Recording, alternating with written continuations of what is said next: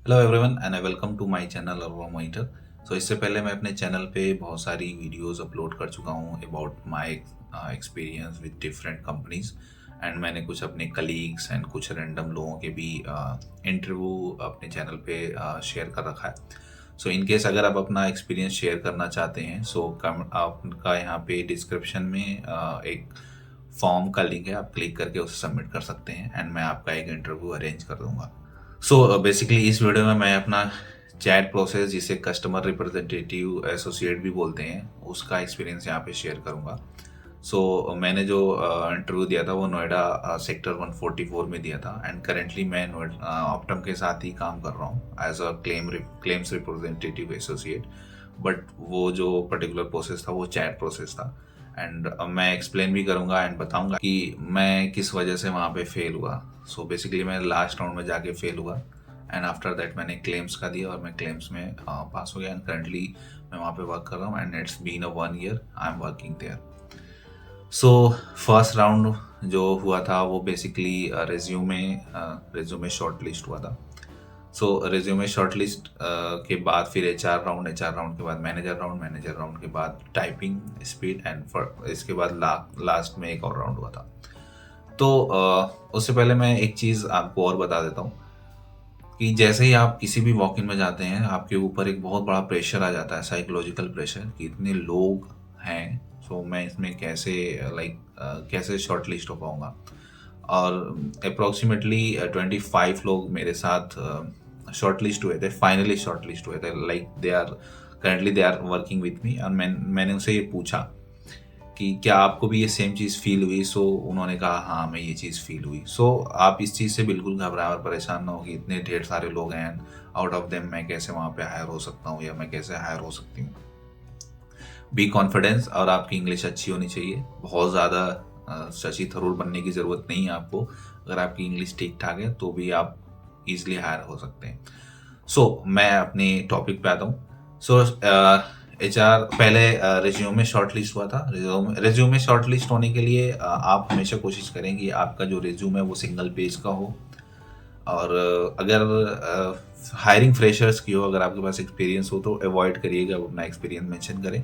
Instead of that आप जब आपसे हायरिंग पर्सन पूछेगा या मैनेजर पूछेगा आप मेंशन कर देना कि आप गवर्नमेंट जॉब की तैयारी कर रहे थे या कुछ और भी आप मेंशन कर देना। और मैंने मेंशन कर दिया था कि मैं फादर के बिजनेस में हेल्प कर रहा था। तो कुछ ज़्यादा ही उन्होंने फिर मुझसे क्वेश्चन पूछना शुरू किया। बेसिकली वो जानना चाहते थे कहीं मैं बीच में छोड़ के ना भाग जाऊँ। मेरे सीनियर ने फिर मुझे सजेस्ट करा कि कभी भी फादर की बिजनेस या कुछ ऐसा मेंशन मत करो, गवर्नमेंट जॉब का मेंशन कर दो और उनके सामने ये बता दो कि अब आप गवर्नमेंट जॉब की तैयारी नहीं कर रहे हो, अब आप सिर्फ और सिर्फ फोकस करोगे अपनी जॉब पे। ये था, मैंने रिज्यूमे के बारे में थोड़ा बहुत बताया। आफ्टर दैट जो एच आर राउंड होता है, एच आर राउंड में वही about yourself, where you from, where do you stay, ये सारी चीज़ें पूछी जाती हैं। इसके बाद वो जॉब को भी ब्रीफली पूरा डिस्क्राइब करती हैं या करते हैं, जो भी होंगे। मोस्टली वहाँ पे फीमेल ही होती हैं एच आर। इसके बाद उसमें आपकी सैलरी भी बताएंगे, कैब आपको प्रोवाइड होगी नहीं होगी, सारी चीज़ें आपको एक्सप्लेन किया जाएगा। रोटेशनल शिफ्ट होगी, नाइट शिफ्ट होगी, ये सारी चीज़ें या तो आपसे पूछा भी जा सकता है कि क्या आप रोटेशनल शिफ्ट नाइट शिफ्ट के लिए कंफर्टेबल हैं कि नहीं है, आपको इतनी सैलरी दी जाएगी, आप कंफर्टेबल हैं कि नहीं है। एंड आफ्टर दैट ये सारी चीज़ें पूछी गई एंड फिर मुझे एक टॉपिक दिया गया। उस पर्टिकुलर टॉपिक पे पेन से मुझे लिखना था, टाइपिंग नहीं करनी थी, इसलिए यहाँ पे पेन मेंशन कर रहा हूँ। मैंने रिज्यूमे के ही पीछे अपने माई फ्रेंड के ऊपर एक टॉपिक पूरा एक्सप्लेन करा। हालांकि मैं उसे हमेशा गाली ही देता हूँ, बट फर्स्ट टाइम मैंने थोड़ा अच्छा लिखने की कोशिश करी। और वो पर्टिकुलर चीज़ जो भी आप लिखोगे वो आपको नेक्स्ट जो राउंड होगा मैनेजर राउंड, वो उसमें चेक करेगा। मैंने अपने फ्रेंड के ऊपर लिखा, मैंने अपने फ्रेंड के ऊपर पूरा एक पेज लिख दिया था। एच आर राउंड में बेसिकली आपसे email communication and chat process के बारे में भी थोड़ा बहुत पूछा जा सकता है, आपसे आपकी टाइपिंग स्पीड भी पूछी जा सकती है। आफ्टर दैट जो सेकेंड मैनेजर राउंड हुआ था वो थोड़ा सा डिफिकल्ट हो गया as compare to previous one.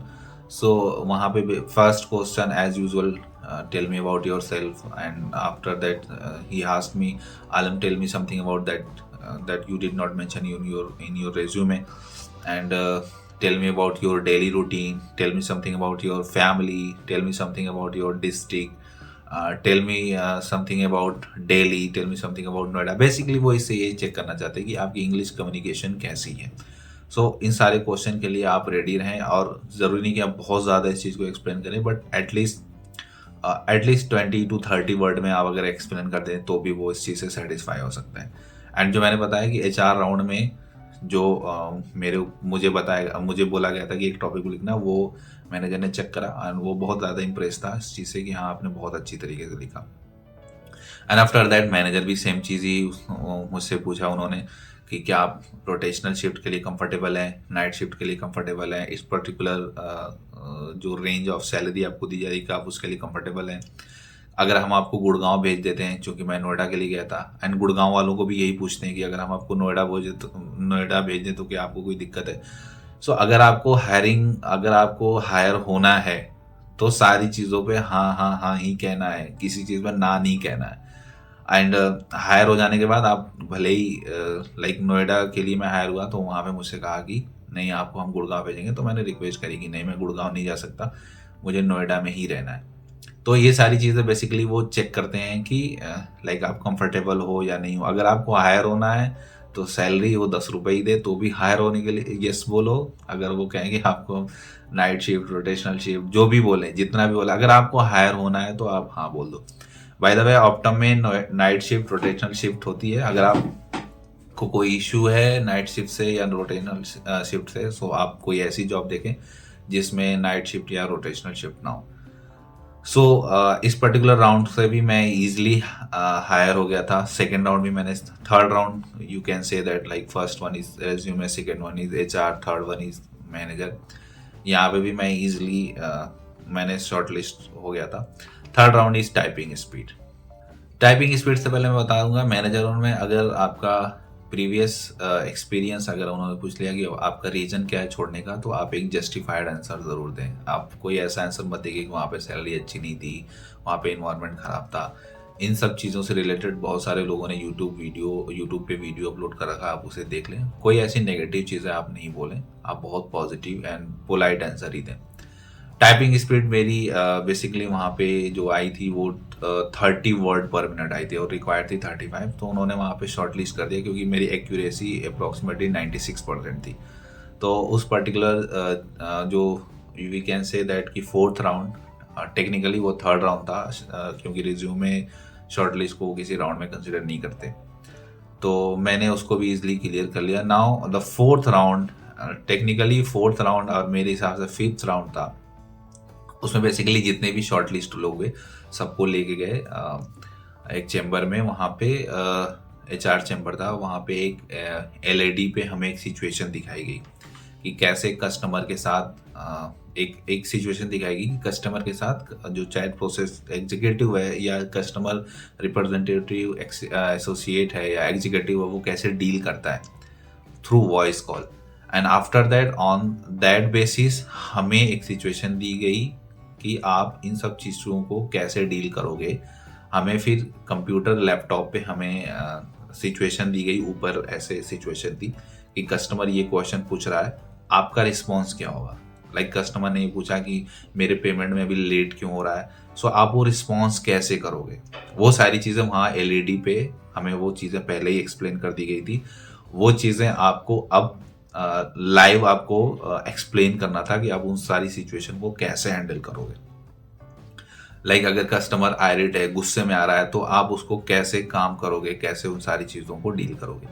तो ये जो था फोर्थ राउंड था, इसको भी मैंने इसके सारे आंसर मैंने दे दिया, बट अनफॉर्चुनेटली मैं इसमें सेलेक्ट नहीं हो पाया था क्योंकि मैं फोर्थ राउंड क्रैक नहीं कर पाया। आई कैन से दैट कि मैं क्रैक ही नहीं कर पाया। So that is all about from my side. अगर आपका कोई क्वेश्चन है तो आप कमेंट बॉक्स में कमेंट ज़रूर करें। आई रिक्वेस्ट यू कि अगर आपको कोई भी डाउट है, कोई भी सजेशन है, तो आप कमेंट बॉक्स में कमेंट ज़रूर करें।